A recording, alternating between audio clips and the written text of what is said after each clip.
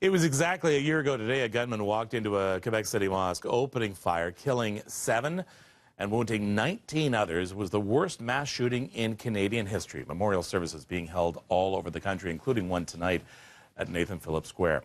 Gilary Massa from the National Council of Canadian Muslims joins me right now. Good morning to you. Good morning. It is hard to believe that it was 1 year ago today. We have seen so many developments, you know, both pro and con when it comes to the talk of Muslims and Islamophobia over the last year. We sometimes think, wow, that seems like more than a year ago. I know. I think that the year definitely has gone by fast, but the feeling of the community is still the same. A lot of us, Muslim and non-Muslim, are shocked that this would happen. You know, that 6 men would be murdered in cold blood in their place of worship while praying, of all things. And so it really has shaken the community to a core. And made us think a lot about the things that we take for granted and the ways in which we need to work together as a community. You work with the Canadian National Council of Canadian Muslims. Yes. What do you find is the main part of your fight, if we can call it a fight?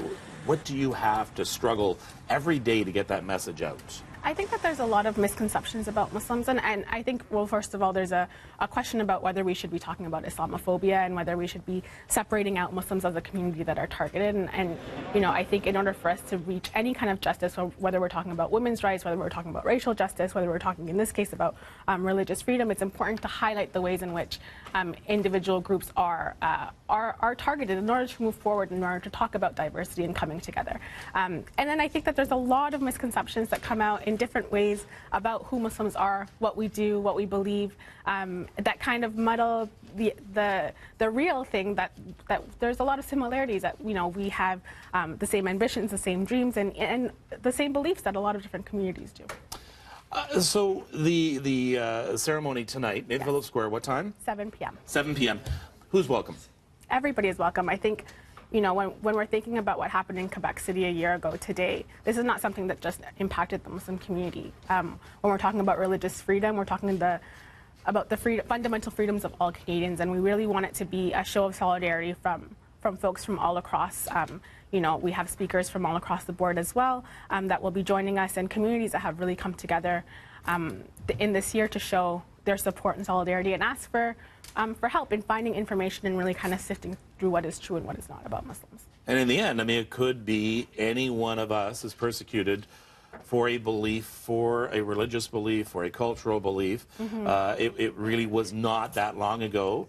Let's say, for instance, Catholics were persecuted for their beliefs as well, and in some cases very, very violently. Yeah, and I mean, we're just coming off of Holocaust Memorial, which was on the 27th, so we remember that, and we think about, we learn about those things in schools, about the dangers of persecuting a religious group, and how do we combat that as a community together.